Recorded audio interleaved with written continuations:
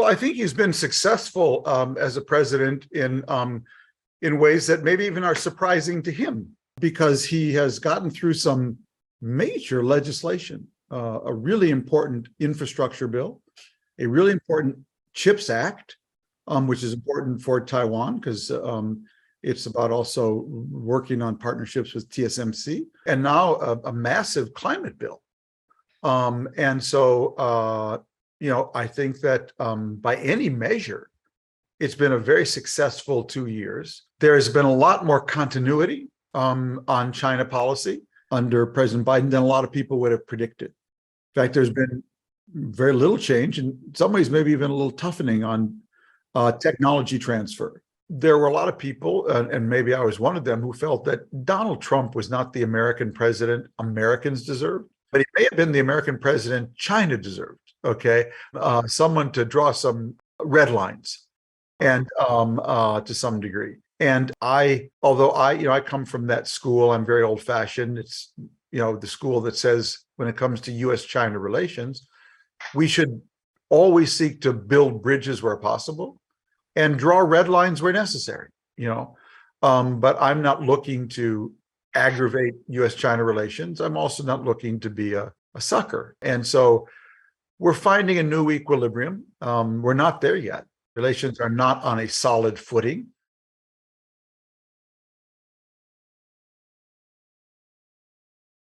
Well, I would say, the years 1979 to 2019 were an epoch in US-China relations.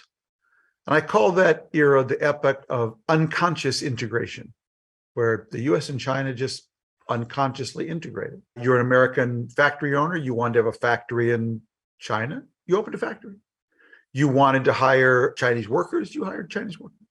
You wanted to send your son or daughter to Tsinghua or Fudan University, you sent your son or daughter. You wanted to visit China, you visited China. And if you're a Chinese businessman, you wanted to have your company listed on the NASDAQ, you had to list them. You wanted to buy an American company in Santa Barbara or Ohio, you bought the American company. And over those years, we became the real one country, two systems. America and China became the real one country, two systems, not China, Hong Kong. And that globalization and integration had two very important effects on the world. We had no great power conflict like we're having today during those 40 years, no great power conflict. We had wars, we had no great power conflict. And hundreds of millions of people got out of poverty during that period. And at the core of that globalizing period was the relationship between the United States and China, which had its problems and ups and downs, but at the heart was that integration. Now, what's happened in the last 5 years is that started to come apart, that integration. And I regret that because we will all miss it when it's gone. We'll miss it when it's gone. And it's come apart for a lot of reasons. America, for the first time, faces a real peer rival, and not just a military peer, but an economic peer rival. And America also, we're having problems, at home, and sometimes it's good to find a foreign enemy to export them onto and to, distract people with. Now, I would tell you the same is true for China. China's hit a certain level of development now, and to get from middle class, from poverty to middle class, that's a huge leap. But to get from middle class to really upper income country with high technology is a big challenge. It's a big challenge. And been a lot of stresses inside China. And I say to people, China today is so much more open than it was 40 years ago when I first visited. But it's so much more closed than it was 10 years ago. There's been a real reversal under President Xi Jinping. And he has sought to crack down for reasons of control, to fight corruption, and to assert his authority. And at the same time, economically, what was a win-win relationship for American business in China stopped being so win-win. China had the biggest lobby, most powerful lobby in the world for US-China relations, and it didn't pay a dime for it. That was the US-China Business Council. When American businesses felt that there were opportunities in China, even if there was some cheating and stealing and whatever, they lobbied hard for stable US-China relations. But over those 10 years where things have reversed, more and more American businesses felt that they were not really benefiting from the relationship, that their intellectual property was still being stolen, that commercial courts weren't operating the way they should be, that trade rules were being violated. Early on, we didn't care. Now people care, especially when China can sell us high technology goods. And so we didn't just drift apart. I mean, there are real reasons for this drift.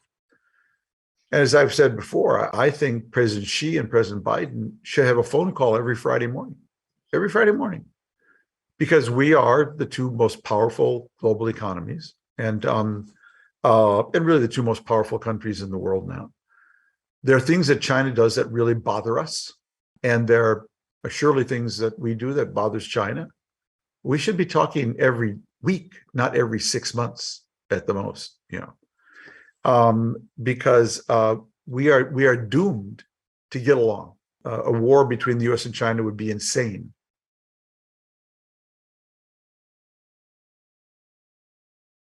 Well, the problem is that there is no trust today in the relationship. And trust suddenly becomes very important. Why? Because if we go back to my 40 years, 1979 to 2019, for the first 30 of those 40 years, America sold China deep goods that went deep into sidewalks, buildings, businesses, that is computers and software.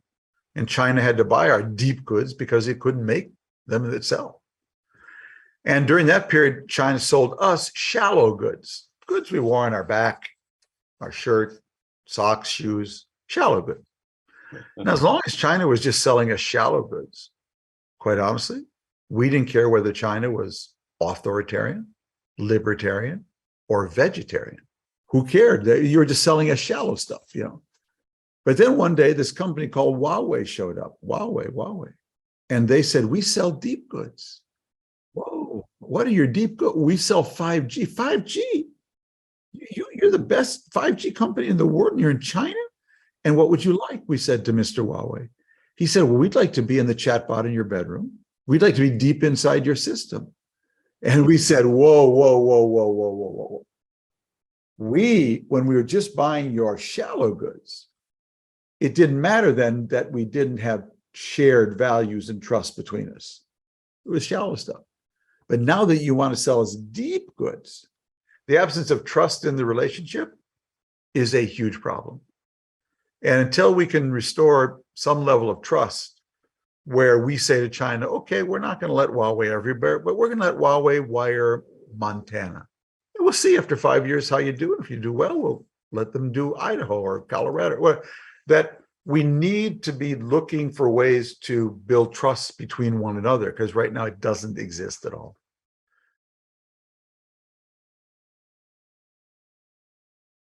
Everyone knows Taiwan's one of my favorite countries, and I've been visiting there for many years. And so much has changed in Taiwan over the 30, 40 years since I first visited. There's just one thing that hasn't changed: your geography. Your geography hasn't changed. You're still a tiny island off of mainland China. And people who forget their geography can get in trouble. And so you are small, your neighbor is very big. It makes claims on your sovereignty. And all I'm saying is that every day that Taiwan remains a thriving economy and independent, for me, is a good day. And that's all I would be focusing on if I were Taiwan, and not looking to poke the bear, because you never know when the bear is just going to swipe you with his paw. And low key, quiet, we should continue to arm Taiwan. But every day that the bear doesn't take a whack at you is a good day.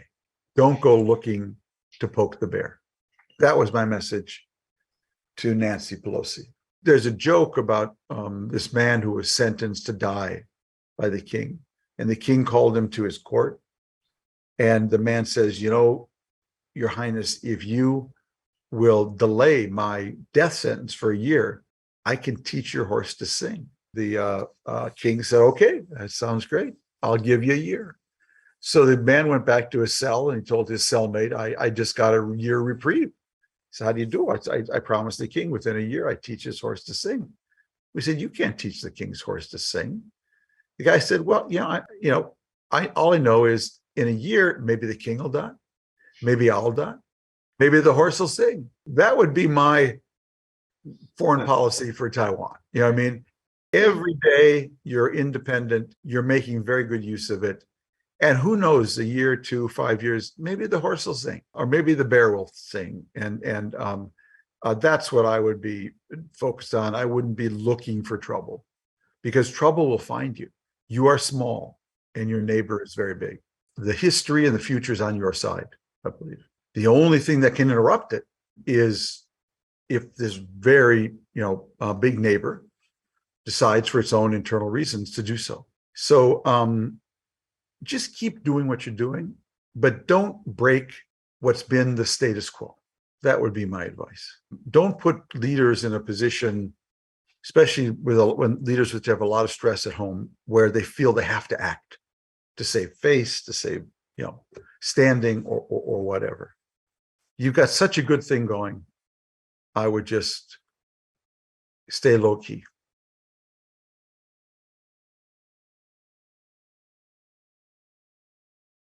Here's the truth. No one today can answer that question for you. No one. And anyone who says they have or can, don't believe them, because only in the moment will we really know. So if you're betting on us, that's a bad bet. That's not saying we won't help, but I think it's at best a 50-50 proposition. If I were president for a day of Taiwan, I would be focusing on building and reinforcing my strengths. Taiwan is the single greatest chip-making country in the world, thanks to Taiwan Semiconductor, TSMC. And I would be looking for areas where I can reinforce my global leadership to make myself indispensable for the global economy, so that every day that mainland looks over at China, wakes up, looks over at Taiwan, wakes up, looks over at Taiwan and says, nah, not today. That's what you want for the next 500 years. Nah, not today, okay? And never give this big neighbor the excuse to say, we have to today.